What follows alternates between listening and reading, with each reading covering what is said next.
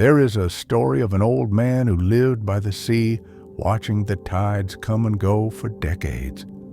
When asked why he never sought company, he simply said, "The waves never forget to return, yet they never stay. And in that I found a freedom no person could give me." Imagine standing at the edge of your own existence, watching the footprints you've left in the sand slowly fade as the world walks past them. What if the ache of being forgotten isn't about loneliness at all, but about the silent liberation waiting on the other side of it? This isn't just about solitude. It's about the quiet revolution of discovering that happiness was never something others could give or take away from you. It's about the moment you realize you've been holding the keys to your own joy all along, buried under the weight of borrowed expectations. Think for a moment. How much of your life have you spent waiting to be remembered, chasing after voices that no longer call your name, clinging to places where you're no longer woven into the story? There's a profound truth hidden in the art of being forgotten. It's the universe's way of returning you to yourself, stripping away the noise so you can finally hear the sound of your own soul. The German philosopher Nietzsche once wrote, "One must still have chaos in oneself to give birth to a dancing star." And what is being forgotten if not the perfect chaos? The blank canvas after the crowd has left the gallery, the silence after the applause, the space where you're no longer defined by who notices you, but by who you truly are when no one is watching. Consider the tree that grows alone in a meadow. Its roots dig deeper, its branches stretch wider, not because it's lonely, but because it has learned to turn the solitude into strength. You've been taught that being alone is a wound, but what if it's the soil? The very ground where your most authentic self begins to take root. Psychologist Carl Jung believed that in the aloneness we meet our shadow, the parts of ourselves we've hidden away to fit into the world's narrow spaces.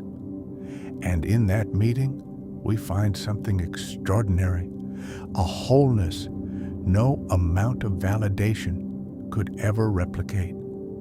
So let me ask you this. When was the last time you sat with yourself, truly sat with yourself, without reaching for a phone, a memory, or a distraction to fill the space? That discomfort you feel, that's the friction between the old version of you that craved attention and the new one waiting to be born.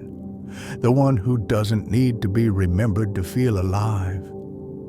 The French existentialist Jean-Paul Sartre wrote, "If you're lonely when you're alone, you're in bad company." But what if the opposite is also true? That if you can learn to be happy alone, you'll never be in bad company again. Now, let's go deeper. There's a moment in every life when the mirrors around you, the people who once reflected back your worth, turn away. And for the first time, you're left staring into the void. Most people run from this moment. They scramble to find new mirrors, new voices to whisper, "You matter."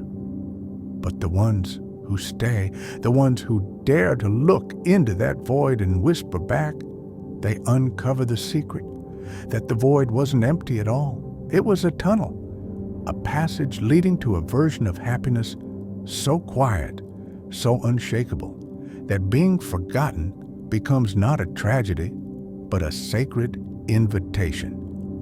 Before we continue, this type of video takes time and effort.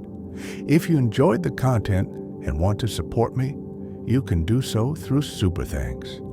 Thank you to everyone who appreciates the effort. Let's complete the journey together. Think of the loneliest person you've ever known. Now imagine they weren't lonely at all. Imagine they cracked the code, unraveled the illusion that happiness requires an audience. The ancient Stoics practiced something called premeditatio malorum, the premeditation of loss. They'd visualize losing everything, their status, their loved ones, even their own freedom, not to dwell in despair, but to discover something astonishing, that beneath the fear of losing it all, there was a core of self that couldn't be taken, a light no wind could extinguish. You've been conditioned to believe that being forgotten is a kind of death. But what if it's the only way to truly meet life? Consider this: the most profound art, the most groundbreaking ideas often emerge not from the center of the crowd, but from the edges where the noise fades. Van Gogh painted his masterpieces in obscurity. Kafka asked for his unpublished works to be burned. Emily Dickinson wrote nearly 1,800 poems seen by no one.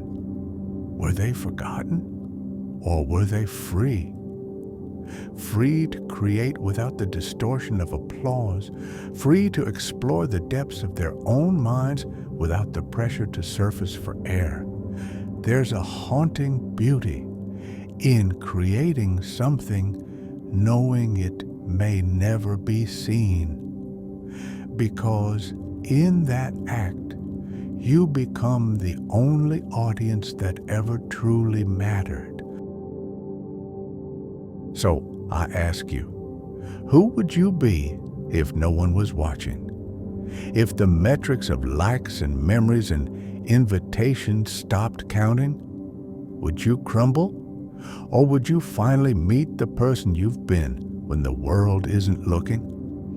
The Japanese have a term, ikigai. The reason you wake up in the morning. Most people search for theirs in the eyes of others. But the ones who find it, they discover it in the quiet corners of their own existence, in the cup of coffee sipped slowly at dawn, in the walk taken with no destination, in the book read not to discuss, but to disappear into. This is where the magic happens, in the space between nobody remembers me and I remember myself. The 13th century poet Rumi wrote, "You are not a drop in the ocean, you are the entire ocean in a drop. But to feel that, truly feel that, you must first stop begging the ocean to notice you. You must become the tide that returns to yourself again and again, no matter how far you've been pulled out to sea." And here's the secret no one tells you.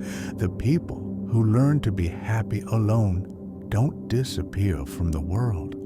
They reappear in it differently, lighter, because they're no longer carrying the weight of a question no one else can answer for them. Am I enough? They become like the old man by the sea, watching the waves of people come and go, no longer afraid of the tide going out, because they've learned the truth that the tide always returns.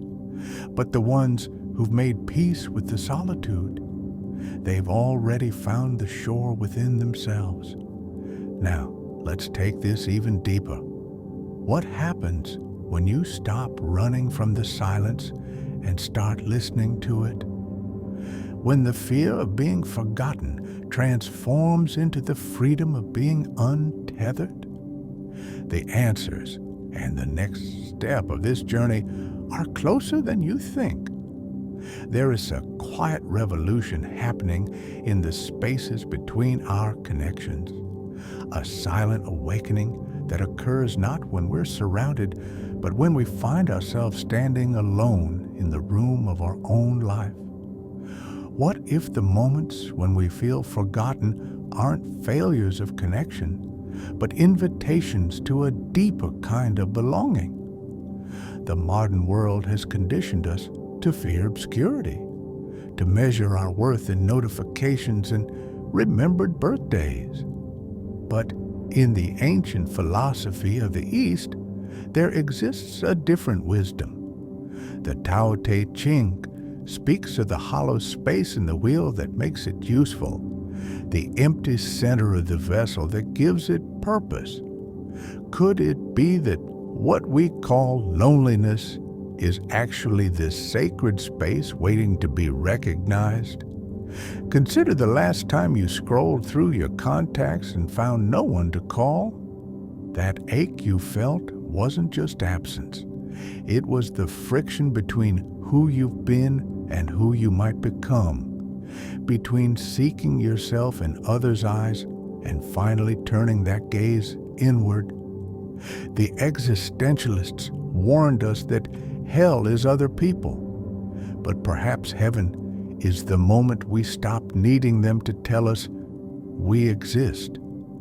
There's a neurological phenomenon called resting state network. It's what lights up in our brains when we're doing nothing at all. Scientists now believe this is when we're most truly ourselves. When the performance ends and the actor gets to take off the mask, what if being forgotten by the world is simply the universe giving you permission to stop performing?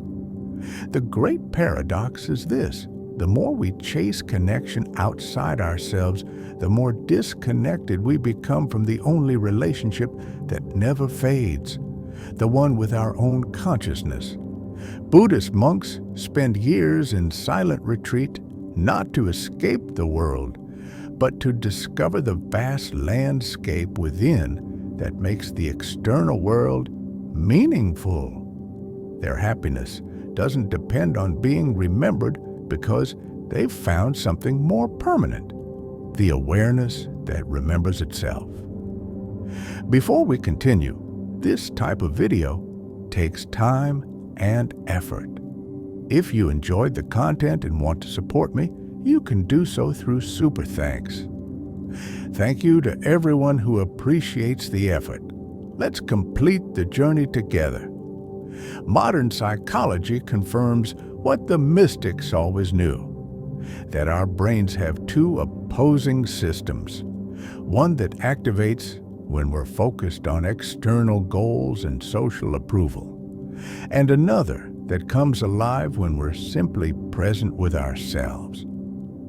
The tragedy isn't that people forget us. It's that we've forgotten how to access this second system, the one that doesn't need validation to feel whole. Think of a tree that grows in isolation. Its roots must go deeper to find water. Its branches must grow stronger to withstand the wind alone. We call it lonely, but what if it's simply developing resources that clustered trees never need to discover? Human resilience works the same way. The moments when we feel forgotten are actually our roots reaching for deeper sources of nourishment.